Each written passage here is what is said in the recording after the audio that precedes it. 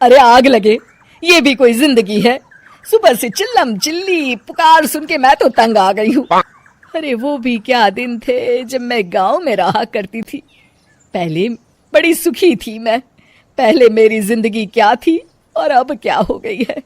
शहर में तो लोग भेड़ बकरी की तरह जीते हैं। जीने का असली मजा तो गांव में है। क्यों, क्या हुआ माँ जी? आज गांव की बहुत याद आ रही है आपको? अरे हाँ बहू, शहर का जीना भी कोई जीना है। लोगों की आधी जिंदगी तो सड़कों के ट्रैफिक में निकल जाती है और यहाँ रखा ही क्या है। एक बात कहूँ, दिल्ली शहर अब पहले जैसा नहीं रहा। क्या माँ, जब देखो गांव के गुणगान गाती रहती हो। ठीक है, इस बार ना बच्चों के कॉलेज की छुट्टियों में हम सब गांव चलेंगे, ठीक है? हाँ, ये ठीक है। फिर कुछ दिनों के बाद सारा परिवार अपने गांव चला जाता है।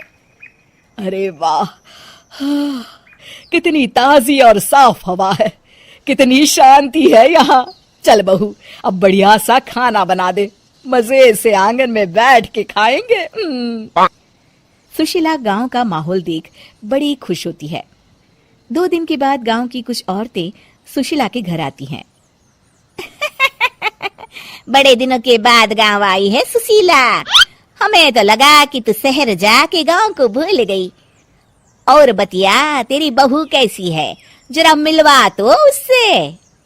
अरे मेरी बहू तो लाखों में एक है।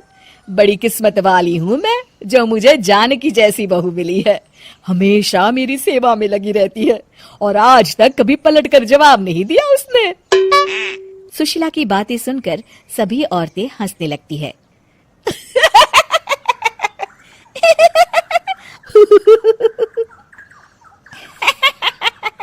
अरे कुछ अभी बोले जा रही है। तबीयत तो ठीक है? तेरी बहू चांद से आई है क्या? क्यों बहनों, दुनिया की कोई भी बहू अच्छी होती है क्या? सब औरतें ममता की हाँ में हाँ मिलाती हैं। अरे मैं तो कहती हूँ दुनिया की हर बहू सास का खून चूसने वाली डायन होती है, डायन। मैं तो एक बिल में 1000 सांप के साथ रह सकती हूँ, लेकिन अपनी बहू के साथ नहीं रह सकती। हाँ, तूने सही कहा। मेरी बहू तो तेरी बहू से भी 2 कदम आगे है।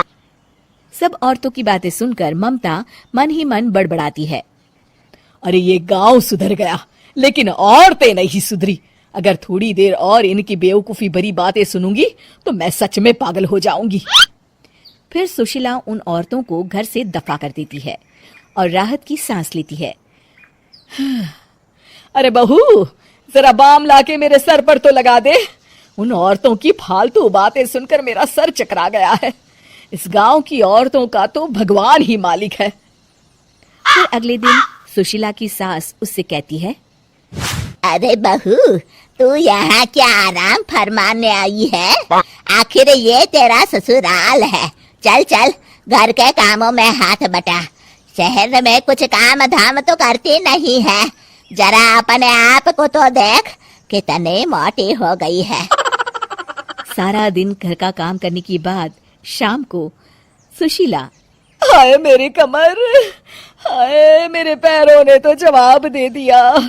आज तो मुझसे मक्खी भी न मारी जाएगी। अरे बहू, जरा आकर मेरे हाथ पैर तो दबा दे। जी माँ जी, अभी आती हूँ। तभी सुशीला की सास जानकी को रोकते हुए कहती है, अरे रुक जा बहू, एक दिन काम करके इसको इसकी नानी याद आ गई। हम लोग तो रोज इतना काम करते हैं, कोई जरूरत नहीं इसके हाथ पैर दबाने की। सुबह तक सब ठीक हो जाएगा। सुशीला अपनी सास की बातें सुनकर हैरान रह जाती है। इस तरह धीरे धीरे गांव आने के बाद सुशीला की परेशानी शुरू हो जाती है। फिर एक दिन, अरे आज तो मैं कपिल शर्मा देखूंगी, क्योंकि आज संडे है। सुशीला जैसे ही टीवी ऑन करती है तभी बिजली कट जाती है। अरे सत्यानाश, इस बिजली को भी अभी जाना था। इतने दिनों से मैं टीवी सीरियल देख नहीं पाई।